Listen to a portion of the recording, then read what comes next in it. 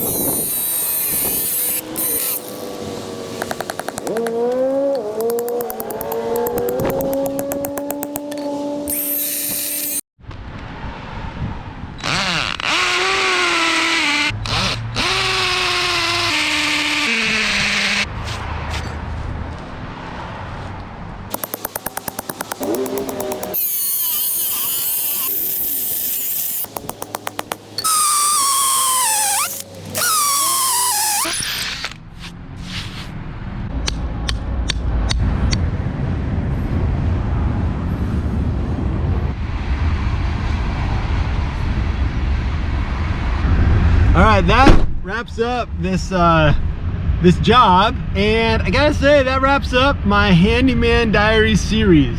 This is the last episode in the series. I'm done with this, not because I didn't enjoy it. These videos were a lot of fun, and I had some good connections with y'all, making comments and sending me messages and stuff. Sometimes advice, I can take it, usually just talking about stuff.